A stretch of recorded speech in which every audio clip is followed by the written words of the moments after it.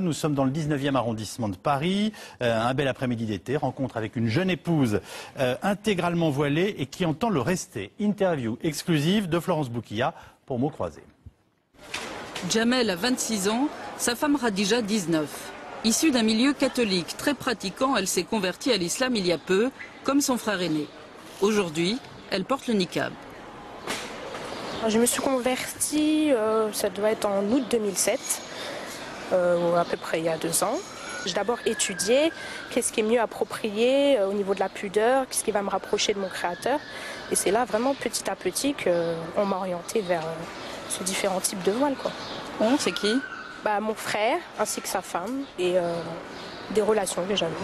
Vous portiez le niqab avant de rencontrer votre mari? Oui, oui, ça je tiens à préciser, je l'ai rencontré et il m'a rencontré comme ça. Et donc du coup, voilà quoi, ça prouve que c'est pas, on nous l'impose pas forcément quoi. C'est un choix qui est personnel. Il y a des gens qui se posent des questions, est-ce qu'elle a pas chaud ou est-ce qu'elle voit? Ça c'est des questions innocentes, bon on peut pas leur en vouloir, mais les gens vraiment qui vous insultent, moi j'estime que je suis comme tout le monde. Quand j'entre chez moi, j'enlève mon voile, je fais à manger, je suis un être humain. C'est pas parce que j'applique la religion à la lettre ou vraiment je suis vraiment très impliquée dans la religion que forcément je suis extrémiste. C'est un mot qui ne m'est pas approprié pour moi. Je vous dérange? Non. Pendant l'interview, une passante s'arrête, intriguée, presque révoltée. Vous êtes arrêtée parce que vous m'avez vu avec les niqabs, voilà. Ouais. Et que vous voyez pas beaucoup de gens comme ça quoi. Ça m'effraie un peu même. Comme je vous dis, ça m'étonne pas parce que je commence à en voir pas mal, mais c'est effrayant.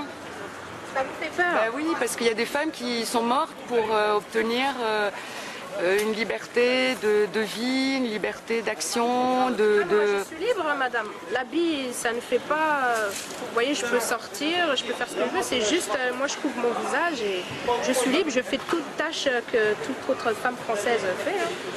Je m'inquiète quand elle sort dehors, parce qu'elle se fait vraiment insulter. Elle a des regards agressifs même des forces de l'ordre, des policiers, quand elle croise des policiers. Donc ça, je trouve ça inquiétant, moi, surtout. C'est surtout ça qui m'inquiète. Si jamais une loi passait interdisant donc de porter le niqab, vous partiriez? Mais si, par exemple, elle peut plus sortir en France comme ça, je vais pas la bloquer chez moi.